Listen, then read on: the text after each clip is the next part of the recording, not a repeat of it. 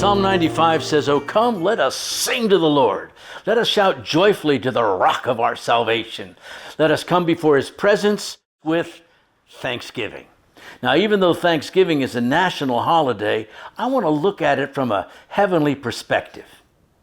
I mean, steeped in emotion and sentiment, pilgrims, Native American, indigenous peoples, as family, food, and football dominate the culture of the day, I want to advocate for real thanks. The biblical principle of thanksgiving has eternal implications. 1 Thessalonians 5:18 says, "In everything give thanks, for this is the will of God for you in Christ Jesus." People want to know God's will. Some seek it like it's the fourth person of the Godhead. But rather than playing, "I need to know God's will" on loop, the focus should be, "I want to know God," with thanksgiving on loop. God's will isn't transactional, it's relational. And when you know God, he reveals his will. We're not chasing it, we're following him. Do you want to know God's will? His will is that we are thankful. Knowing God's will starts with thankfulness. Giving thanks in all things turns my attention from my selfish demands to trusting that God is at work.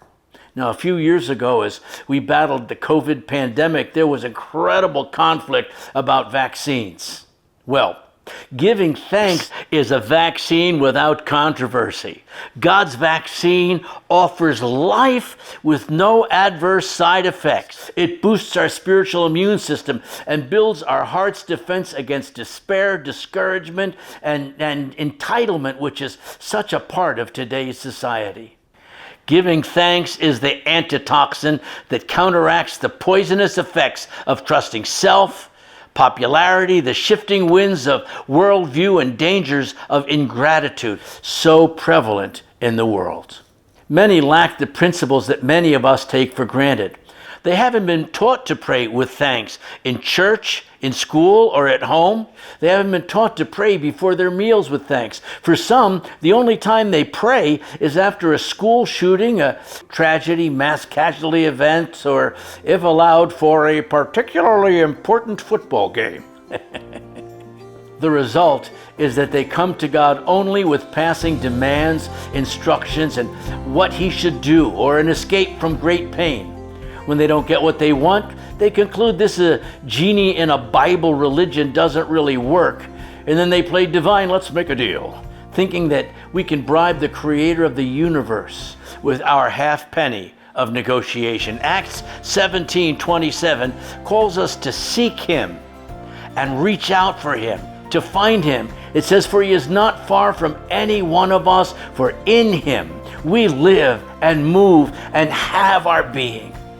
And being thankful in him and discovering how much he loves you, no matter what.